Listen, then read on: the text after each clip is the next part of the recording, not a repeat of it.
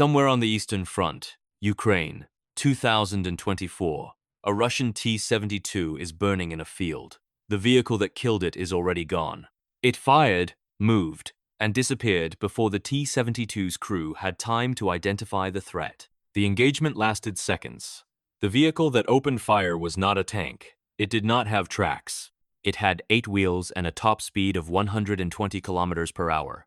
And by the time the Russian armored column tried to locate it, it was 2 kilometers away and accelerating. Russian military doctrine had no prepared response to this. The doctrine had been written for a different kind of war, against a different kind of threat. It had been written before a small country under the most comprehensive arms embargo in history proved that a wheeled vehicle with the right gun and the right electronics could outmaneuver and outrange any tracked armored vehicle that tried to catch it. South Africa built that proof in 1990. The vehicle was called the Rooikat. In Afrikaans, the word means lynx. The animal is fast, precise, and gone before the larger predator can react. The vehicle was named correctly, and 30 years after it entered service, the debate it settled is still killing Russian tanks. To understand why South Africa built the Rooikat, you need to understand what the South African Defense Force had learned from a decade of fighting in Angola. The border war had not been the war that Soviet doctrine or American doctrine or anyone else's doctrine had predicted. It had been a war fought over vast distances on roads and tracks across terrain where the ability to move fast over long distances under your own power mattered as much as firepower and armor. The Ratel had proven that a wheeled infantry fighting vehicle could outperform tracked vehicles in that terrain. The Elan 90 had proven that a wheeled armored car with a 90mm gun could destroy Soviet T-34S and T-54S and chase Cuban armored columns across the Angolan lowveld. But by the mid-1980s, both vehicles were approaching the limits of what they could do against the latest Soviet armor. The T-55 and T-62 that FAPLA was now deploying required more than what the Eland's gun could reliably deliver. The Eland had to stop completely to aim. Its fire control was the optics of a 1960s French police car. Its gun had been designed when the T-34 was still the main threat. South Africa needed something that could kill whatever the Soviets could deploy, at ranges beyond the effective response of whatever was being killed, and move away before any counterfire could be organized. The Rooikat development program, internally designated Project Genesis, began in the late 1970s with exactly that requirement. The specific lesson from Angola was written in the operational reports of the battles around Cuito Cuanavale in 1987 and 1988. The Ratel 90, which mounted the same 90mm gun as the Eland on a larger 6-wheeled hull, had performed well against T-54S and T-55S when the engagements happened at close range in thick bush where flanking shots were possible.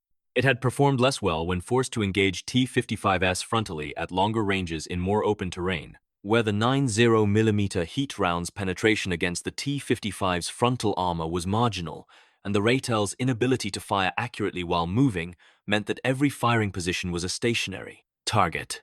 FAPLA was learning. Soviet advisors were watching. The next generation of armored vehicle that South Africa would field could not share the Ratel's limitations. It needed to kill at longer range. It needed to kill while moving. It needed a gun and a fire control system that gave it first-shot lethality at 2,000 meters, rather than the 200-meter close-range engagements that the Ratel crews had perfected out of necessity. Project Genesis was the program to build that vehicle. The arms embargo complicated everything, as it had with every South African weapons program since 1977. The stabilized fire control system that would define the Rooikat's tactical advantage over everything that had come before it could not be purchased from any NATO supplier. The turret drives, the ammunition, the night vision systems, the ballistic computer. All of it had to be designed and manufactured domestically by the same industrial base that had produced the Caspier and the Ratel and the G6 Rhino. Armscor and Denel built the vehicle.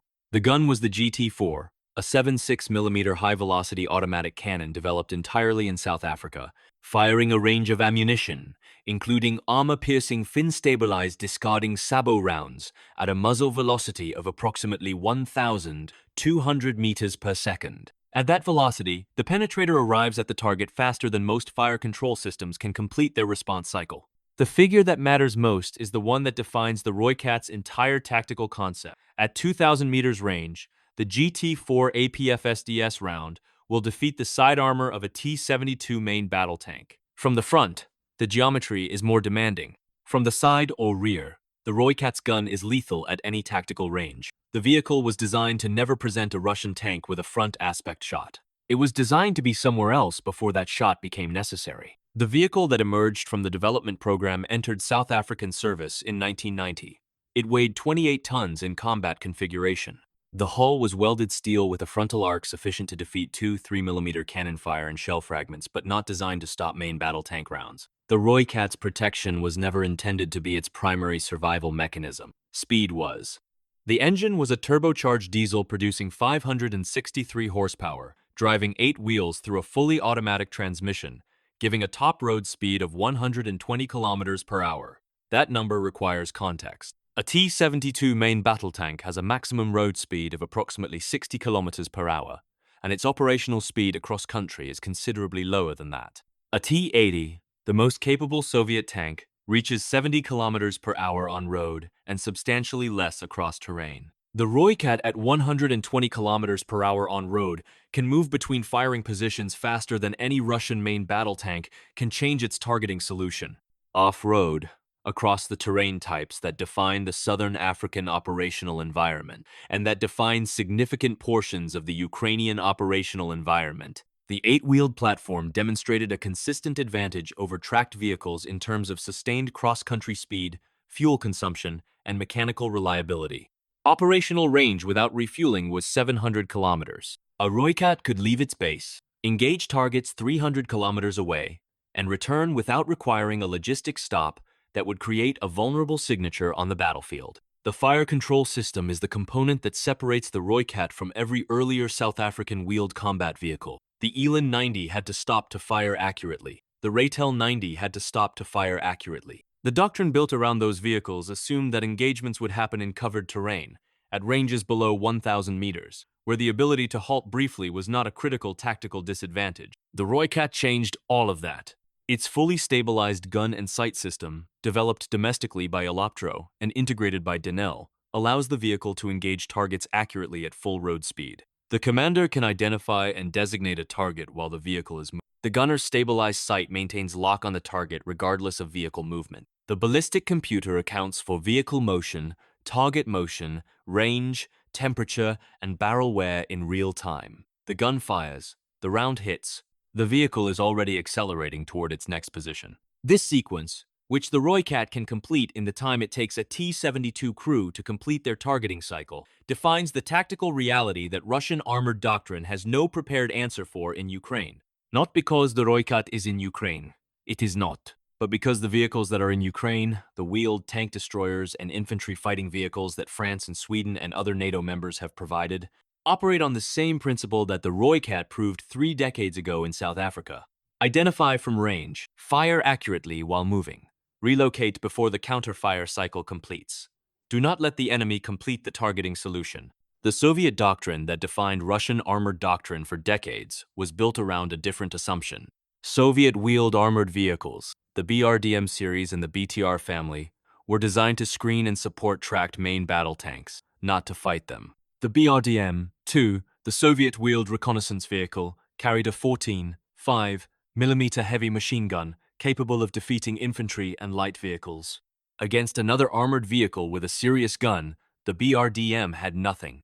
The Soviet assumption was that wheeled vehicles were inherently outmatched by tracked vehicles in direct combat, and should therefore avoid direct combat. The Ratel had already contradicted this in Angola. The Rooikat made the contradiction structural. A wheeled armored car with a proper anti-armor gun and a stabilized fire control system and a top speed of 120 kilometers per hour is not outmatched by a T-72. It is a different tactical problem.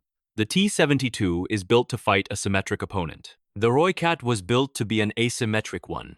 Approximately 242 Rooikats were delivered to the South African National Defense Force across the production run that ended in the mid-1990s. The development program had run through multiple prototype iterations across 15 years, each generation refining the fire control integration, the hull geometry, and the ammunition types available to the GT4 gun. The Rooikat 76 that entered production service in 1990 was followed by continued development of the platform. Denel produced the Rooikat 105, a variant mounting a 105mm high-velocity gun capable of defeating the frontal armor of T-72 variants at ranges that exceeded typical combat engagement distances. The 105mm round's ballistic performance against modern Russian composite armor represents a meaningful capability increment over the original 7.6mm system.